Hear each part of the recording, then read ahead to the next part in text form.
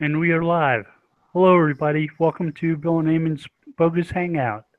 We've got a large crew today already. Think maybe we should go around and have everybody introduce themselves and tell us what they're up to the next week or so. Doc? Howdy, everybody. Doc Sheldon here of Intrinsic Value SEO. I'm just another one of the crowd. Been up to this week tinkering, playing around with site security, WordPress specific site security issues, getting ready to launch a new security service. So that's what I've been spending most of this last week on. It sounds like fun. Well, it was either that or I had to follow Edward Lewis' example and go into HTML validation, and we ain't going there. Fabrizio? Hello, hi guys. Well, not too much yet this week, mainly meetings, unfortunately. Hopefully I kick off some work, yeah. But yeah, that's pretty much very unproductive so far, but there are still 4 days, we can... Office meetings, client meetings? I don't know, I work in, all our team is in-house. It's just regions and teams and, like other part of the company building some stuff that actually get indexed in Google and is not necessarily that well done. So yeah, a bunch of things, but just meetings, right? Sounds like fun. Sort of, yeah. Christine, would you like to introduce yourself and tell us more about what you're doing the next week or so? Sure. Hey, it's Christine and Schackinger. And this week I'm mainly finishing a bunch of audits. So nothing exciting. That's really about it. Audits and hanging out in Vegas. Audits can be exciting. They actually can. These are quick ones, though. These are like spammy structured data kind of ones that are pretty fast. Sounds like fun. Steve? Mostly stomping a couple of pay-per-click. Oh, by the way, Steve Grenzer. Just stomping a couple of PPC agencies into the dirt right now. I just picked up a new client and discovered they were blowing about 65% of their budget on their competitors' brand words. And they were wondering why they weren't getting any conversions. So yeah, we're having some fun there. So that's what most of this week's going to be doing, is rebuilding an entire large-scale PPC account and basically just starting it from scratch, because the deeper I dig, the worse it looks.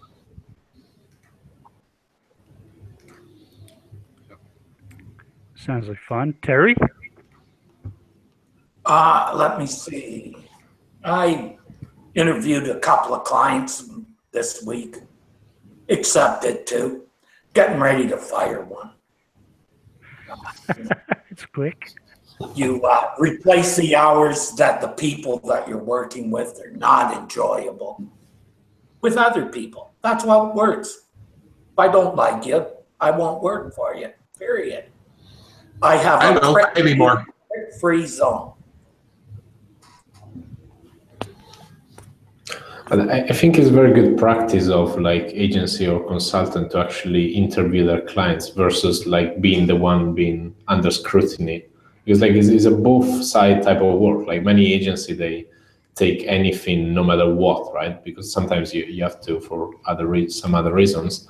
But it's an healthy practice to understand, is this client actually gonna, make me lose more money than making it by working with them? There's a good chance. That's also when you underbid, when you're trying too hard to get clients, you underbid. That's been my experience. It helps if you enjoy working with the people you work with. It really does. Then you don't even mind losing a bit of money. But if every email they send you grates on you and the experience is just too shitty, or excuse me, too unsatisfactory, you move on. So that's what I'll do. First, I'll wait till I get paid. Then that is the better time to drop Yeah. the bomb. I found the payments slow down when you Yeah. Yeah. no good anymore. Payment? What payment? And working on some events. I'm going to be working on a site that pretty well is just like an event site and for small businesses in my area here. And they list all the events, so I'm going to be adding schema to that. Have you used the Google event lookup? You can search for in your area for events near me. Ew, nice. Or events of a certain type, like Yeah, we'll have to talk about artistic events or musical events near me. No, I haven't looked at that. And once again, you've given me more work to do. It doesn't run off the schema on your site, but it does run off information it gets from event sites. Ah, cool. Like a meetup.com or local schools or museums. So it's aggregating, basically. Right. Do these people have got some preferential type of agreement? Because I remember, for instance, in pharma, there are a few websites that are kind of approved to be the one when they create knowledge panel on some like medical conditions and things like that. Well, I look for musical events near me, and I got local high schools and museums. Yeah, no, I can see them now. I'm just wondering, how do you get into this list if it's not just a schema type of? There are about a dozen or so meetup event type places that they draw information from. Yeah, 9 times out of 10, if you look at that site, it's very easy to set up a way to crawl it and extract the information because they basically are using HTML, which you can grab it out by the HTML entities and grab specific information off a page. Mm-hmm. But the list is actually very. I'm looking at it right now, and the list is quite wide, as in like people that ends up being there. And there is even this website which is like an actual bar of that is organizing the event. So I assume they're not just picking large, like Meetup and those kind of like large event site, but can also pull from smaller one. That's why I was wondering whether having schema would help them to classify this. Right. I think they said that they might be adding something to the Google developer pages to get your events shown in that. But for now, they're just using information from those event sites. Mm-hmm. I just ran a check on it here in my area, and that's pretty slick, Bill. And it definitely nailed it into the San Diego area. So it covers Carlsbad real well. Covers quite a few aggregated sites too. Yeah. TickPick, events near here, StubHub, Vivid Seats, Ticketmaster, Eventful. You know, that's pretty slick. Was never aware of that before. That's fairly new, isn't it, Bill? It's about a month and a half old. Yeah. Yeah. Of course, it'll take a while before people really know it's going on, unless they embed it into Google Now in some way, or generally an Android app.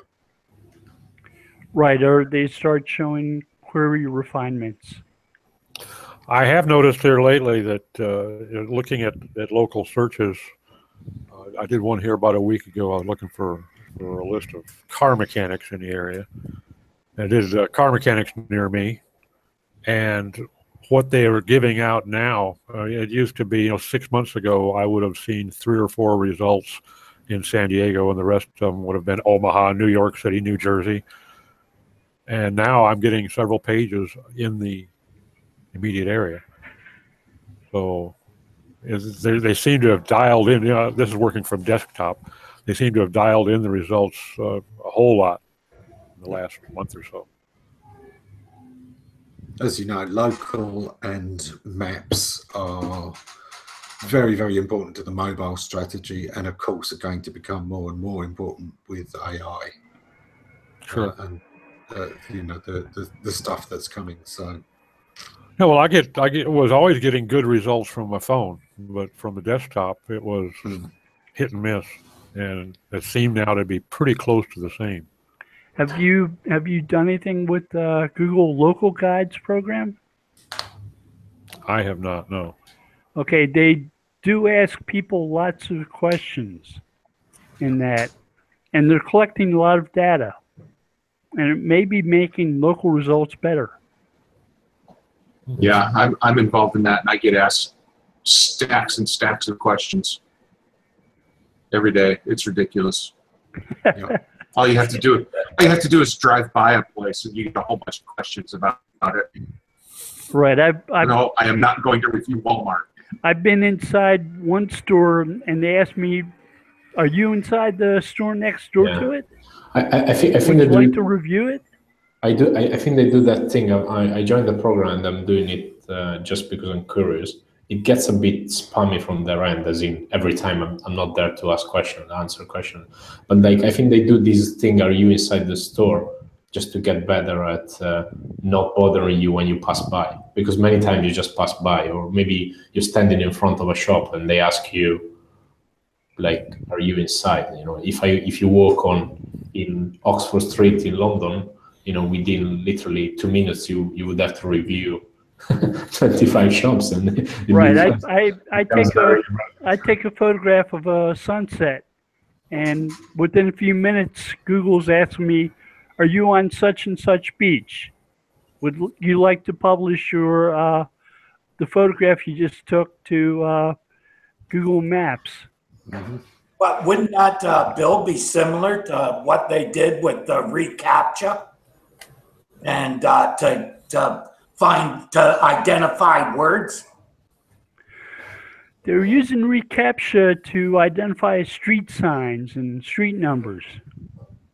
Yeah, but in the first version, it was words from all the books they were indexing.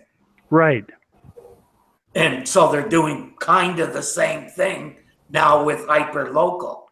The guy who brought reCAPTCHA to them is back at Carnegie Mellon teaching, Louis Van On. I just saw an article from him. But yeah, they've used that in a few different ways to help them with search-related problems they couldn't solve. Well, I think it verifies stuff that they are kind of iffy on, if you know what I mean. Right.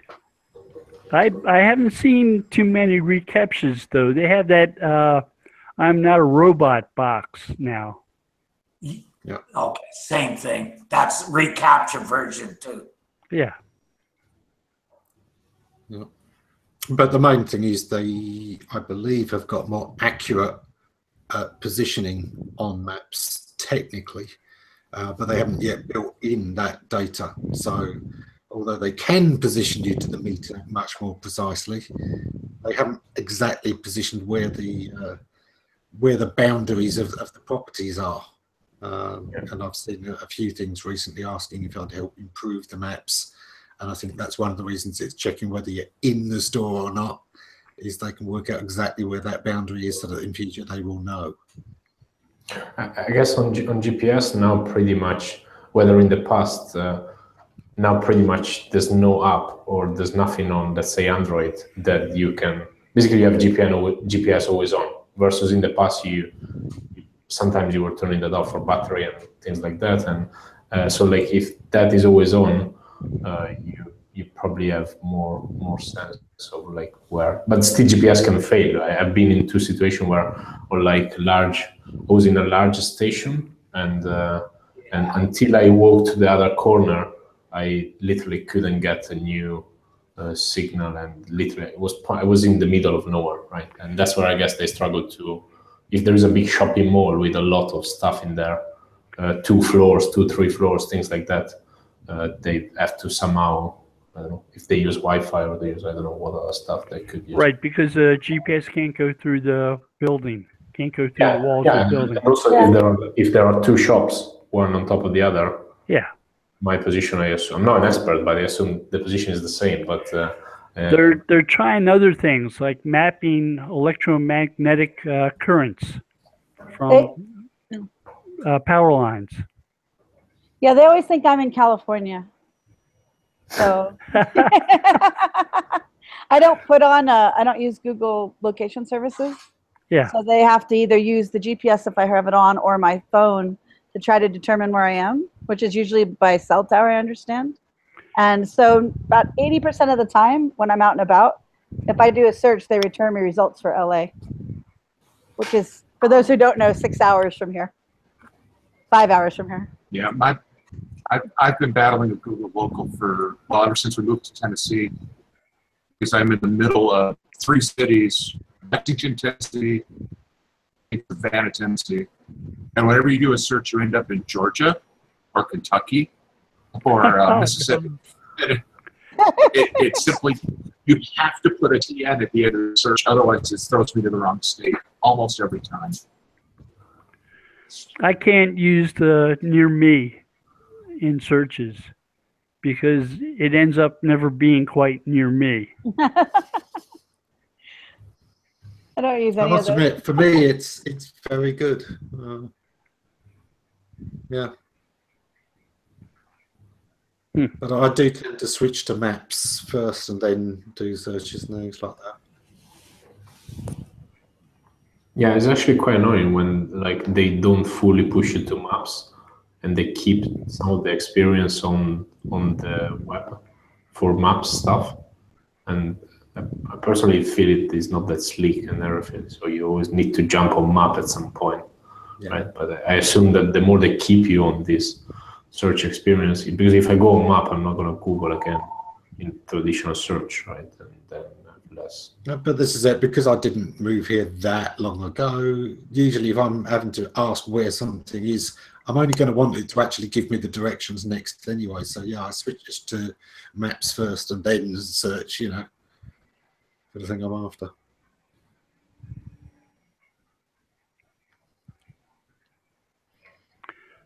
I'm finally figuring out how to get to places without having to look them up in Google Maps first, which happens when you move around a lot.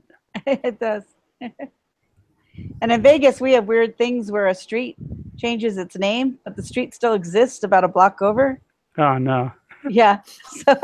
So Durango becomes Rampart, which becomes Fort Apache, which eventually becomes Durango again. But Durango, once it becomes Rampart, also is Durango about half a mile over. It's a very weird city. They do it to confuse the tourist, right? Yeah, exactly. Down here, what happens a lot is a street that has been one way, let's say north-south for the last 3 years, suddenly becomes one way south-north. Oh, no. And that makes for some interesting encounters from people that drive by rote. I moved from Cardiff by the Sea, which is about 10 miles down the coast, and the developer in the 1930s was married to a woman from the UK, from Cardiff. So he named all the streets after places in the UK, like Oxford Street. And the town I'm in now named all the streets after Spanish places. So I went from navigation where it would tell me like make a left turn on Oxford to make a right turn on Via Montenegro. And I can't pronounce half the streets here, and neither can Google. Google doesn't quite get them right either. I live on Hualapai, so I can understand. It took me a month to learn how to spell it and say it. They're getting quite better in understanding. Connected to mobile device. Oh, sorry, something is starting here. They're getting quite better in understanding, like, so my not clean English accent with Google Voice now is okay. Versus in the past, I would have to, listen the version from the dictionary and then try to imitate that sound to get it through, right? At some point, they'll start personalizing your search results based upon your accent. I think it's already happening on some stuff. I'm probably not pronouncing that thing in the best possible way, and still it's getting it, because then you refine that through tapping, right? Because you end up refining the search. So it's not too bad, the whole experience. You still have things where you say, "Damn, my English is shit," right? But then still, well, if it makes you feel any better, it doesn't understand me half the time either. So. Yeah. Right. I had a client in DC who I used to visit every once in a while, and the way the building is named is the same as the name of the FBI headquarters. So I would set my navigation search for the place, and they would start bringing me to the FBI headquarters building, not where I wanted to go. I actually don't use Google Maps for driving or anything like that. I just look for a location. Yeah, for that one, I used to have to type the name in. Well, here we just use postcodes most of the time because postcode gets you down to within 10 houses anyway. That's actually very. I love it, right? Because you don't have to type very long street names and remember them. Like, it's like a short, unique code that you can. I find it very. In Italy, we have a postcode for a town, not for a street, right? So you identify only the town, and then if there are two streets with the same name, you could end up in the completely opposite side of that town. Versus with the postcode, that's the unique code for pretty much almost my flat. It would have two streets with the same name. Well, not the same name, but like maybe there's an Italian poet called like something with the same surname but with different name or things like that, right? You could end up with some variation of, like, people get creative when they name streets. In Vegas, in Vegas, we have Lake Mead Parkway and Lake Mead Road, and they're on two different sides of town.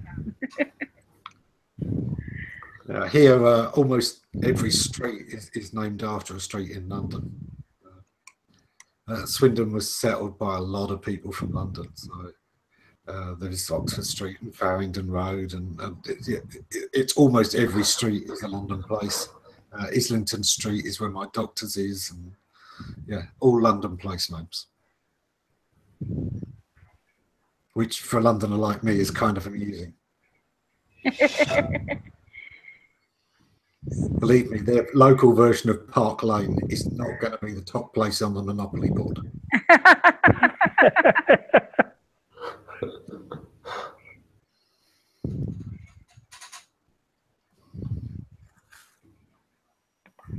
But some of these ones, you look at them and you think, okay, that's this huge important avenue in London, and here it's a one-lane either way road, and there's like 3 shops on it. So what happens if someone in Manchester or London or Kent asks for High Street near me? Since there's a kind of a colloquialism attached to High Street, will it look for a street strictly by that name, or will it deduce what they're really looking for? Or will it take you to the nearest drug den?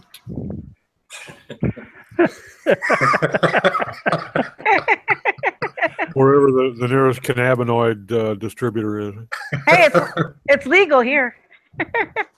It'll look for the nearest payday loan shop and bring them over there. Yeah. Unfortunately, and every town centre these days seems to have one. Yep. Real shame. It is a side effect of the growth of the internet is what it's done to town centres and shopping centres, and therefore the kind of stores you're seeing now, where on the high street, the most common two kinds of buildings are gambling, betting shops, and payday loans and cash converters and pawn shops.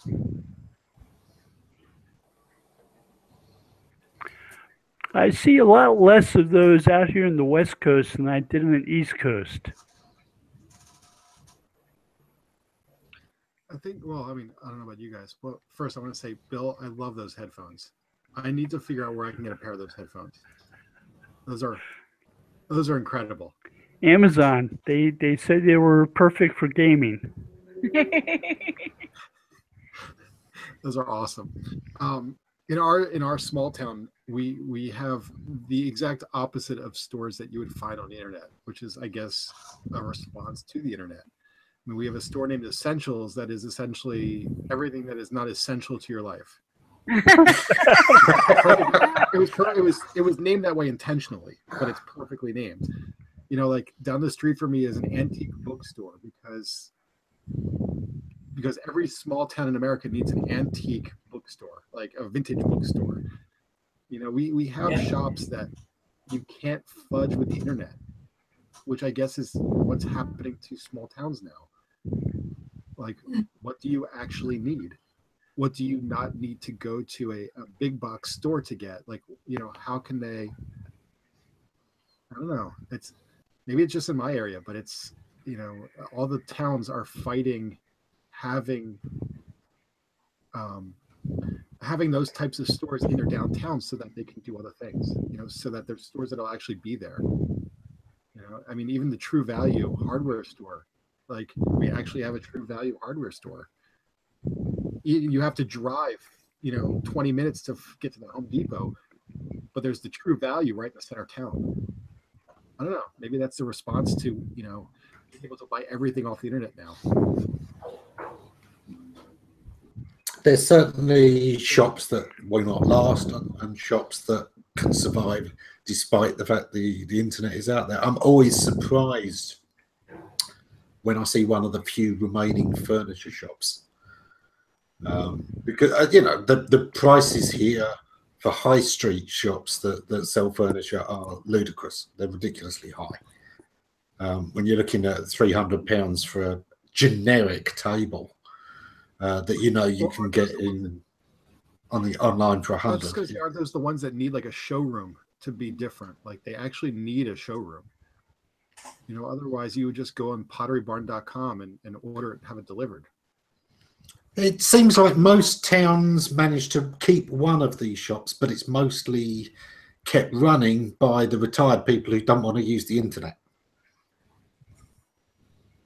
I don't use the internet for much shopping.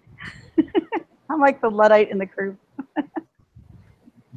Last week we actually went to a small town up on the border of Tennessee and Kentucky where it's nothing but small antique shops. Both sides of the street, up one side, down the other, all antique shops and 2 restaurants. That's it in all of town. Yeah, in Vegas there's 3,500 restaurants. So e-commerce is doing very well here offline. But of course it's Vegas, so. And they all have a liquor license. Yeah, they do. They do.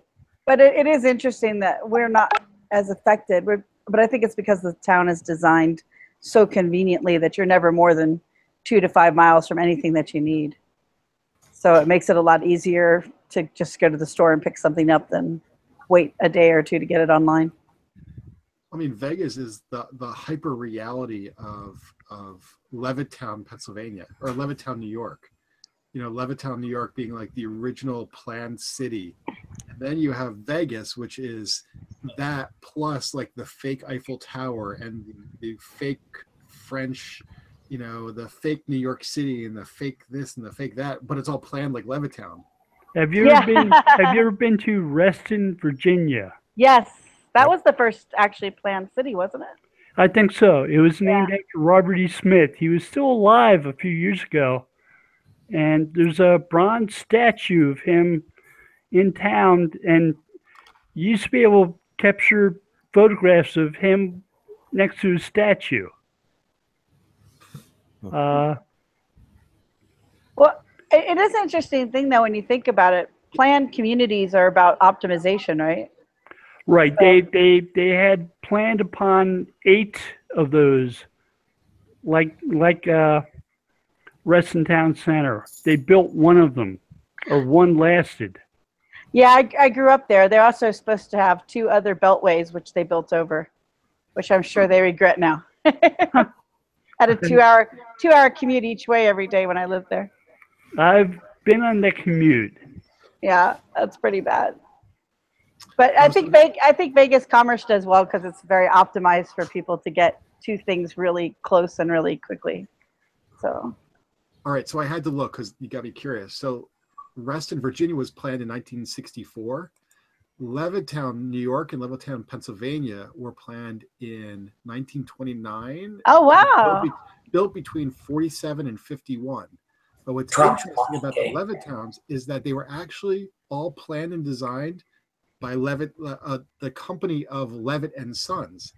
So a company literally came in and planned the entire city or town that then became. So like talk about like creating your space and then selling it. Like they did it all.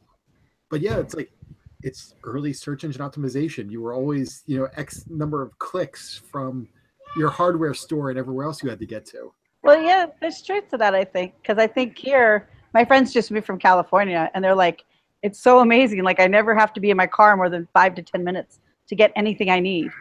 And I was like, yeah, it makes life here a lot easier because you're never in traffic unless you have to fight the morning traffic for work. But that's about it. So, I have to go 5 to 10 minutes just to get to gas. Yeah, you can live in areas in Vegas where you're away from things, but usually that's up on the mountain or something. Generally speaking, everything you could possibly need is within 2 to 5 miles of your house. Unless you need alcohol, in which case it's much, much less. God, I used to have to drive 15 minutes just to get to pavement. I used to have to drive 30 to get to milk. I lived on a mountain in Virginia. It was a nice idea, but I was glad when I left because that makes a long day. I'm glad I moved from Virginia too. Yeah, me too. There's no quality of life there. There's no quality of life in Virginia? Not Northern Virginia. Northern Virginia, there's not.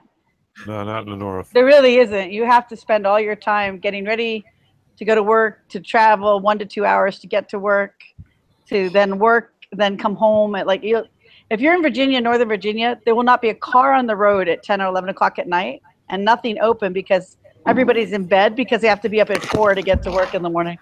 Mm-hmm. Yeah, there's no quality of life. It's terrible.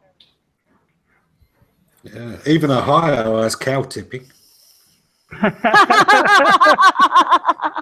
Well, I don't mean there's nothing to do. I just mean you spend so much of your life getting to work and getting from work and then sitting in traffic the rest of the time that anything you enjoyed about it is completely diminished.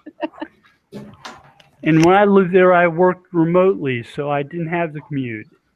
Oh, you're lucky. There wasn't a lot else to do around town. And when I was in Virginia, I was living down in Dam Neck and working in Hampton. So it was about a 3-hour commute when I was on day shift. Wow.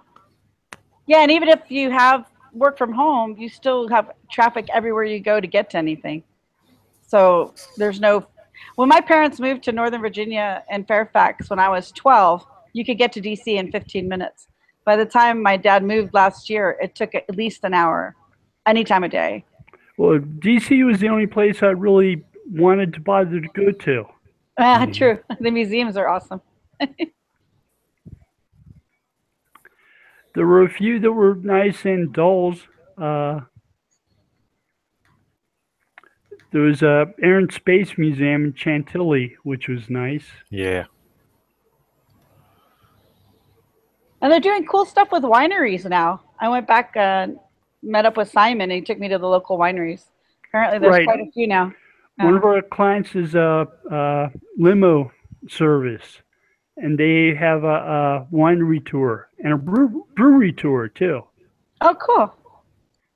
Speaking, by the way, of food and stuff, have you guys seen the recipe cards in Google Images yet? In images, no. Yep. No, they built badges in there. I haven't used those. It actually, the badge is to show that you can expand it, I think. Yeah. The actual entire recipe from the recipe site is stuck in Google Images. If, at least if you're mobile, I haven't checked it on desktop.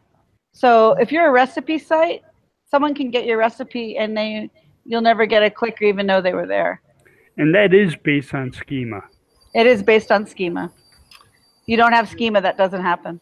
You know, they benefited for so long by doing the schema to get the results, and now they're getting screwed by the same schema. Exactly. But what would you tell a recipe client? Like, put schema in, but wind up with your recipes in Google Images, or don't put schema in? I guess it would depend on how much image search affects you. Well, I mean, it's the content part. I mean, like you are a content provider, so you still have to figure out, well, how are you going to survive as a content site if your content is being scraped or being pulled out elsewhere, and you can't rely on advertising as your sole source of income. Exactly. I mean, it goes back Also, to like, content wants to be free. Work out how to brand it. You've got to work out how to get people exposed to your brand that way and then prefer to come to you. And that's going to be a user experience thing. That's also a matter of like most of the times when you can easily classify all this stuff is because it's not always that unique. In some cases, not all the type of structured data, but some of it is like the recipe on how to make this type of cake. Most of the time is pretty much similar. So unless your site can give me something some content like video on how to actually make it that you cannot summarize in like 5 bullet points, unless you can add some value and unique stuff in there. I'm not a person that relies much on site to cook, but when I try to look for a recipe, they were the same. I struggle to get to one that is like, wow, right? It's better images maybe, but now they're fixing this through Google Images, so it's I don't know. But the thing is, they won't ever get to your site to see that when you have the card there, right? Well, I don't know. I mean, if you make a compelling enough thing, they'll click through. And sorry, I switched to Google Images. I just did a search for risotto and then switched to images. But like, I don't know if it's showing in desktop or it's just mobile. It doesn't show up the same way in desktop. Yeah. I don't see it in desktop either. This whole fascinating part of like how you can break, sortable images to find your recipe in Google Images is spectacular. Right. That's artificial intelligence, machine learning in action. Well, I don't know if it is, because Google says they're not using that on any of the algorithms. It's built into the labels, I believe, for the. Oh, okay, that makes sense. Yeah, the labels are all probably pulling from schema where you have the ingredients from your recipe. I mean, I don't know about you guys, but I always found this to be the most fascinating aspect of Google image search now. I mean, like, you can really get in there to find like your recipe that you want to make, and it's better than most of the recipe websites. Mm-hmm. I used to like, I can't remember the name of it now, but there used to be a site that was fantastic. You could name some ingredients you had, and then it would find you recipes that used them. I can't remember what that site was now. Which no, I can't. Which obviously means that they did not do something right. Right? Exactly that. But it was brilliant for those times when you get home late at night and you want something to eat. You haven't really got anything planned because shopping is the next day, but you've got this ingredient. What can I make out of that? So there was also a cocktail site that did the same thing where you could put in like, I have vodka, I have vermouth, and I have triple sec, and it would find you all the cocktails you could make with what's in your bar. I was like, this is awesome. but also part of that experience of you getting home at night, probably drunk, implies that you will struggle to read any sort of guidelines. The reason why is good going freestyle and mixing it is because no matter what you do, it's quite likely they can guarantee you any result, right? Well, it's like the problem is always the opposite, which is like you find all these great cocktails you want to make, and it comes down to like you need a lime, and you're like, damn it, I only have a lemon. So now find me something that has a lemon and this. And, it's rather than basically being able to say like I have these ingredients, show me what I can make. Yeah, or probably for receipt sites is just to help you to get closer to the actual pictures, because most of the time you look at that picture and you say, wow, it's amazing, and then you cook it yourself. Apart from the taste, it doesn't look any closer to that thing. Like probably the actual important part is teaching you how can I make it look like the same more than, I don't know. It's a tough business though, I think. Well, no, because you just told Christine exactly what the value add is that you have to have a value add to a recipe website that essentially is not just here's the recipe, but how the hell to make it. And that's where those recipe sites need to go. Is we're not just going to give you the recipe. It has to be something more that brings you in. Otherwise, the content wants to be free still. But the problem is they're siphoning off the user before they ever get to your site. And it looks like an AMP result, but it's not. If you look at the URL, it doesn't exist. I sent them to Ammon's and Facebook because I can't get them from my phone to the computer right now. So, but it say recipe in the result, and you click on that, and then it opens up different types of cards that have the full recipe in them.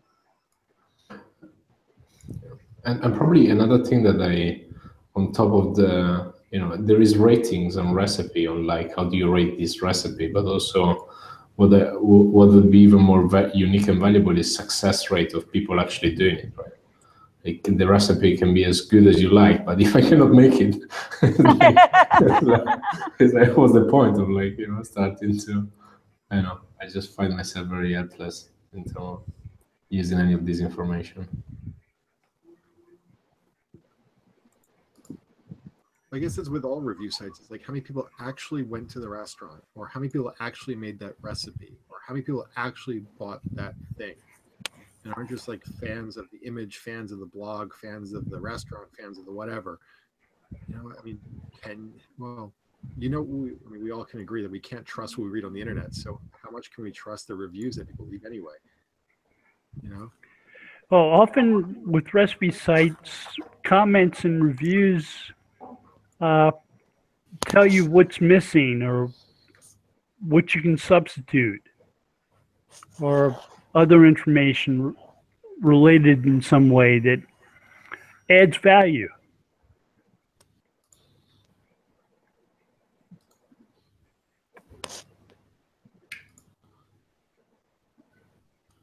Yeah. It's difficult, like with that user-generated content, though, is very difficult because even on the review, imagine you have a product and something as stupid as a kettle, right? A 10-pound kettle to like that thing to boil the water, right? And like it would be good. Yeah, exactly, with K. Yeah, and yeah, sorry. Would be good to, like, most of the time they just give you an average score, right? But then is very useless when you don't quantify what you're actually reviewing. Like, whether it's like the value for money, how it functionality. You have some people that, like, on the same product that costs £10, which is a very basic product, they're like, oh my God, the best purchase of my life, I would never, be the same without this. Or otherwise you have this guy that still spent £10 and write like a 25 sentence about, I'm completely disappointed about the build quality. It's still that £10 thing. And if you don't classify topics that these people are talking about, even for the user, who then comes back and reads this review, it becomes very, you may bump into 20 reviews and people talking about their life in the review and not really helping you to make that choice.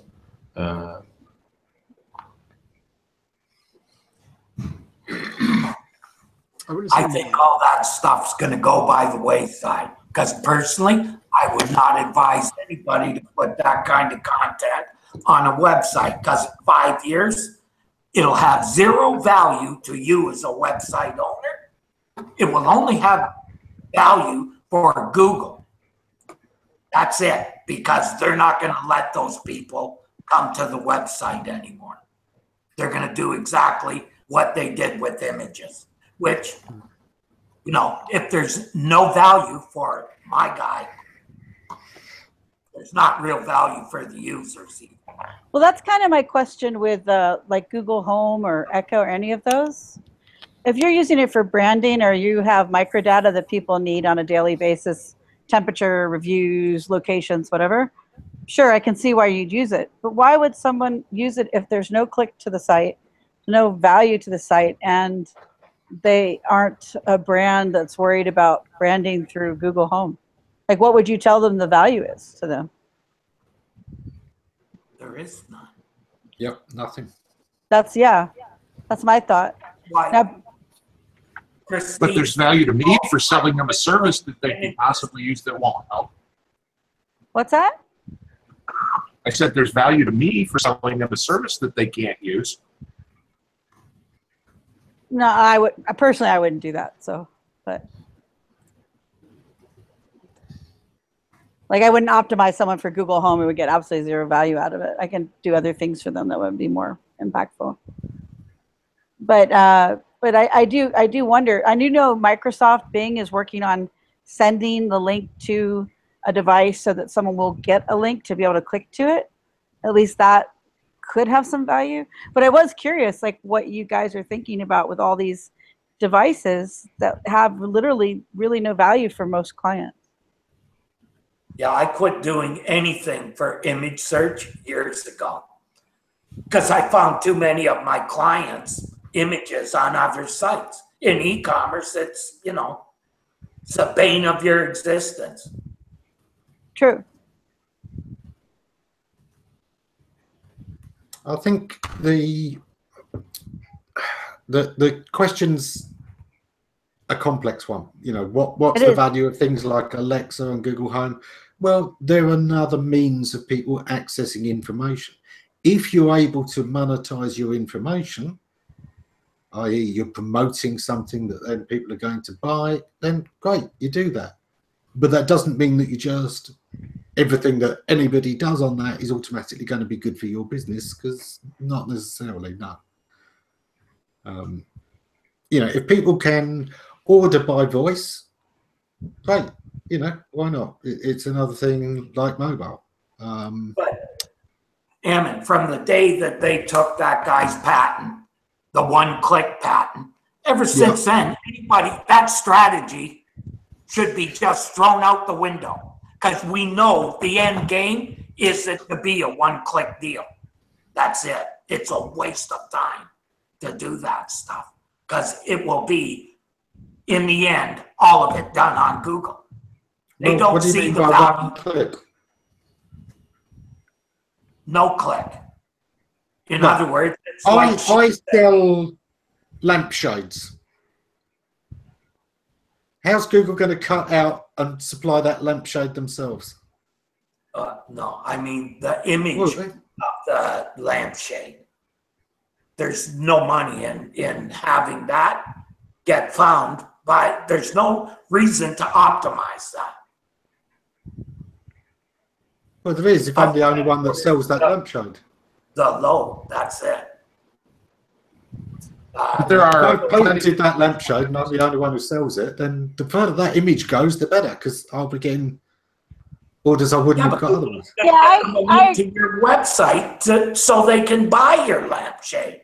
That's it. The person can download the picture right there. They aren't giving them a link to the website. No, but I don't care, because if they put that on their wall, that's somebody else who's going to see it without even going to the internet. They wouldn't have seen the image of my lampshade. Yeah, but where do they go to buy it? But it looks good at parties.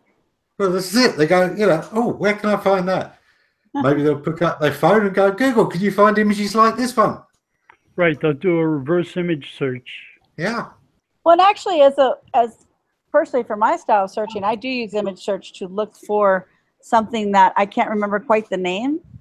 So like the lampshade, I'll be like, oh, I saw this great lampshade. I remember what it looks like. Don't really remember much else about it. And then I would look for it that way. So Right. I can see Ammon's point of having an image search. I don't see the point in having it in Google Home. I've looked up computer parts using reverse image search. Yeah. Yeah. Yeah, I mean, it's going to be one of those things where you're going to have to think about what you need to do. I think you could probably monetize podcasts very well through things like Alexa and Google Home because they'll play audio. They will also bring things up on the screen. If it wants to show you an image and it knows there's a connected device it can project it to, that has been built in. That's an aspect of Chromecast. Anything that it can basically connect up with. A friend of mine uses Alexa and he's got it so that it can control the lights and his stereo and a few other things as well. In future, you know, the connectivity between devices is going to get much more impressive. And as we've said a few times, you know, the idea is that eventually the dedicated screens that we have today will be going away, that, you know, you'll project, whether through lenses or whatever, you know, a virtual screen can appear wherever you need it. Right. With the Internet of Things, you can see the contents of your refrigerator without walking into your kitchen. Yeah. Yeah. So at that point, you know, if you've provided a detailed description of how to do a thing that doesn't require reading, and it's got your podcast around, I'm not sure they'll bother to, you know, read one out in a machine voice if they can instead play a highly rated one that they know has done well in the past. But it's going to be down to quality of information. If yours is only the same quality as theirs, they're going to use theirs because they can depend on theirs more. If Christine was referring to the Google Home being the like assistant in your home, Yeah. I would optimize for that like crazy because that's the future, real future. But what would you optimize for other than things like restaurant reviews, you know?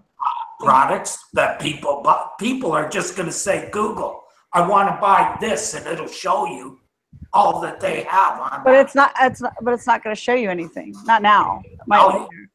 Can tell you. But then it tells you, and I forget. I don't know where that site was. I don't remember the store. I'm just saying there are a lot of items, a lot of niches where it doesn't. The technology. There's no link to your site. Like if you have a store, great. But if you don't have a store, there's no link to your site. There's no history for someone to remember where they got that item. There's no. Why would you spend all the time optimizing? I'm asking as a legitimate question, not like I know the answer. The whole point is that you're going to be able to buy through Alexa. That Alexa will come to your site and buy for them. But it doesn't come to your site, does it? Form of it. There's a number of those out there now. There's the one Alexa. There's the one what's the one called from Amazon? Alexa. Echo. Alexa. Well, that's Alexa. Okay. Yeah, that's huge. I think in the future, those will be built right into the homes as infrastructure. That's certainly what Amazon would like. Yeah, they would. Yeah, they've done a very similar thing with Alexa that they did with Kindle, where the device itself, they're almost, you know, selling at cost because they aim to make their money on how people fill it up and what people use it for. And like I said, I get it for something like someone who has a local store, that's different. But if I have a B2B site, what do I need to optimize for Alexa for? Or Google Home? Yeah, but we don't even know really how the technology is going to get used. It's so new. It's too early to make decisions like that. My opinion, I'm sorry, I'm not saying you're wrong. Just that's how I look at things. Is it's technology. I've seen it evolve. From BBSs before internet, all that stuff. Well, Terry, you've been doing lots of stuff with schema. I would suspect that would be a good thing to keep doing. True. It's likely that it'll be tied to optimizing for a Google Home or Alexa. It's machine readable. That's what the whole game is. It's machine readable. In the dojo, there's a young lady who was really, really smart. And she was the one who I kept saying schema, just like you, Christine. And she basically said, that's the future. Start doing it now. I started reading about it and said, the light bulb finally came on for me. It's very one of the best, that was probably the best thing anyone ever taught me in any forum or anything, was to open my eyes.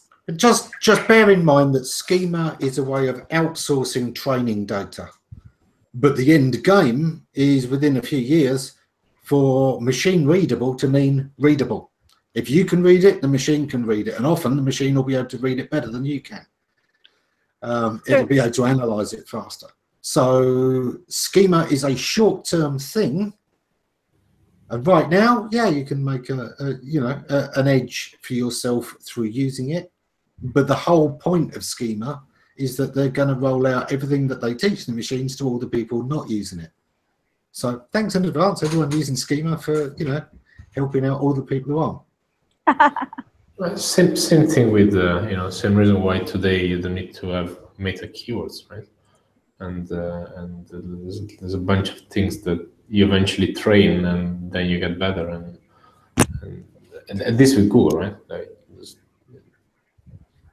Bill shared a link to Jeff Dean's talk recently, and he talked quite a lot there about what they were using machine learning for so far.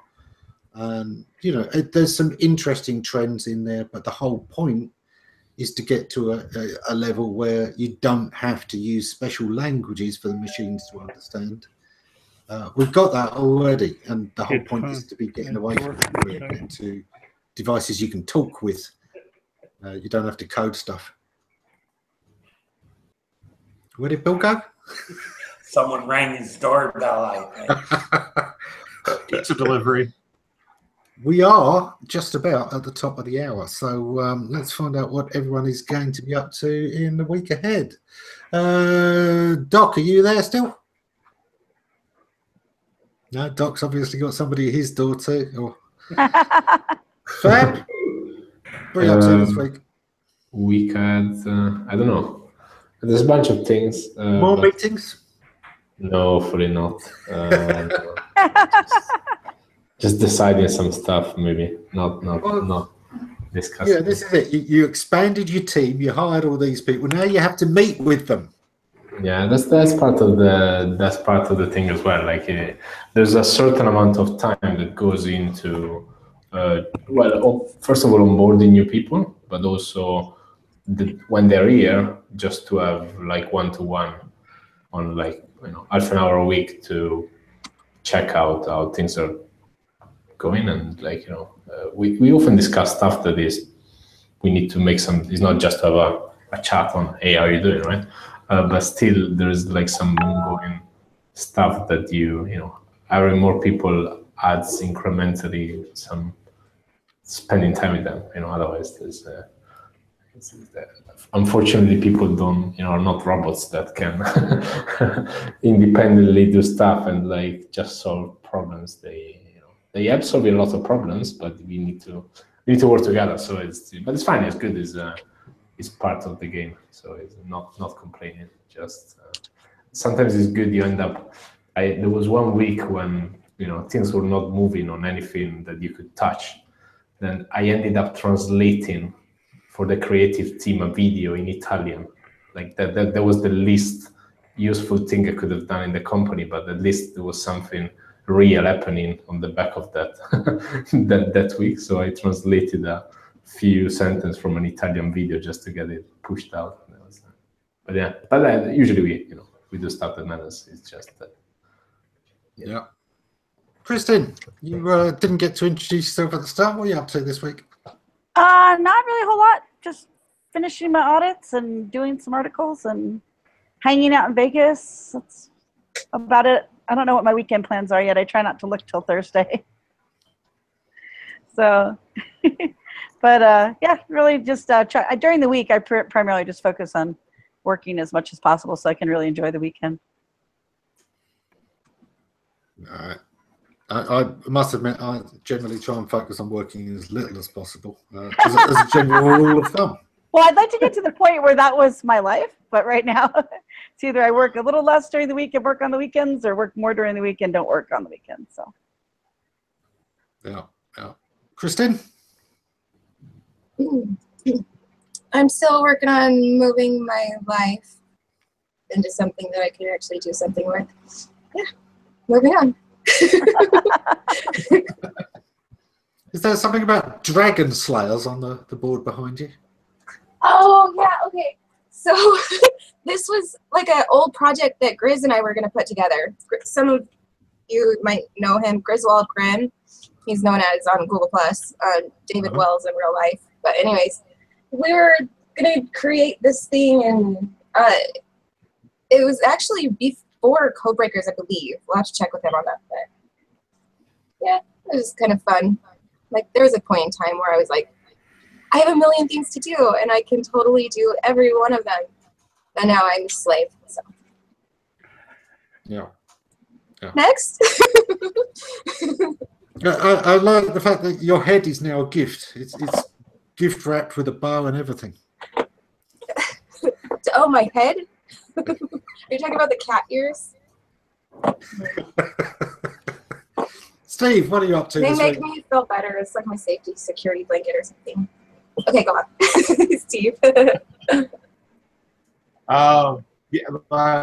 Most of this week I'm going to be rebuilding some AdWords campaigns, and I just got an email from a client I haven't heard from in 3 years that wants us to redo their whole website.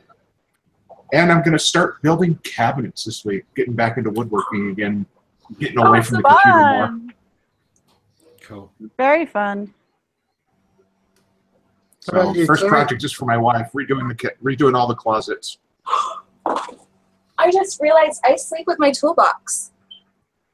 Because I have my Nice. toolbox like right by my bed.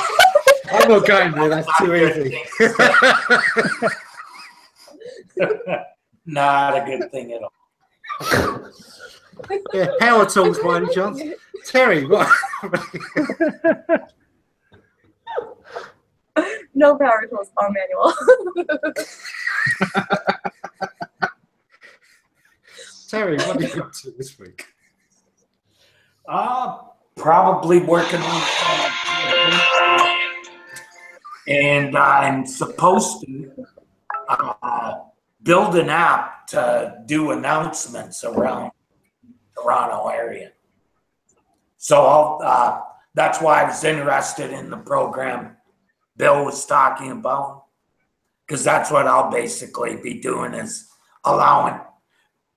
First of all, I have a long list of announcement sites in the Toronto area. Then I'll just program it so it pulls pages in, very similar to the way I talked about doing with pulling stuff off a page. I'll probably pull the form off the page and submit it remotely.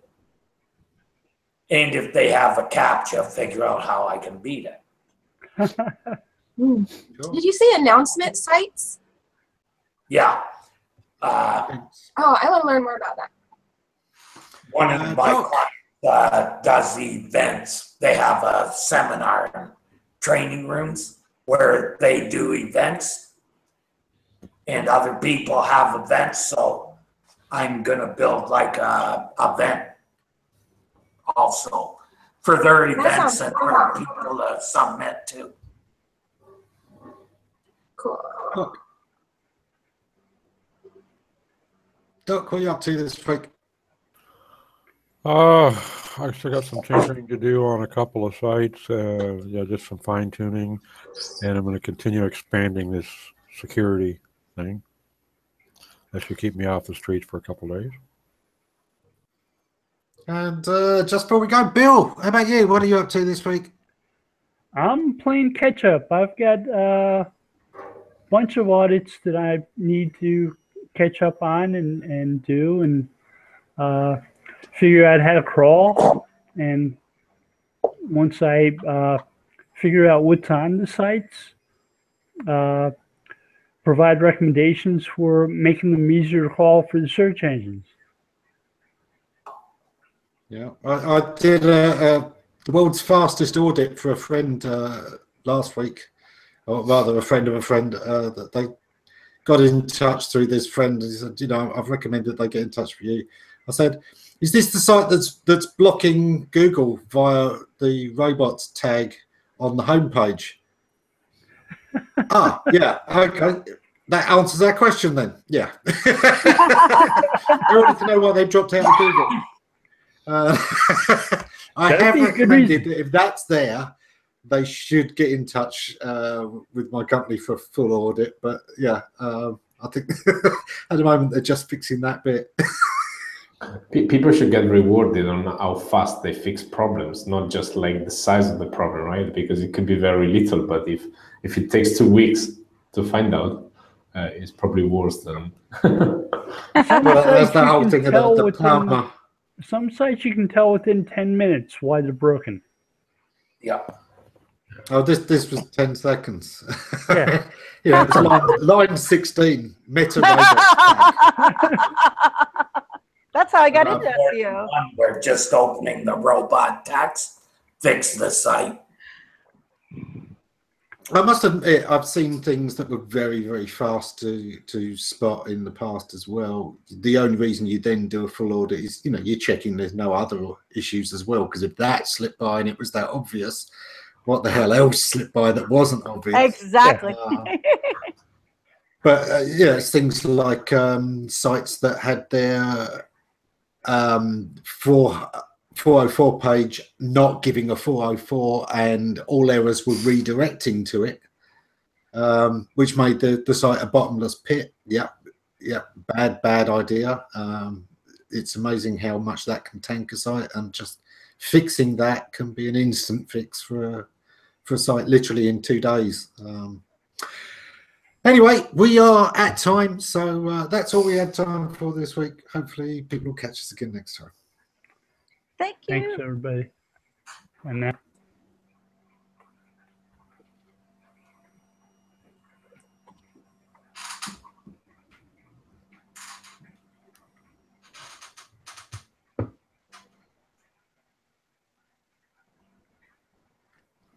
Taking a while to close down this time, isn't it? Yeah, it is. I don't know why. Yeah. Did you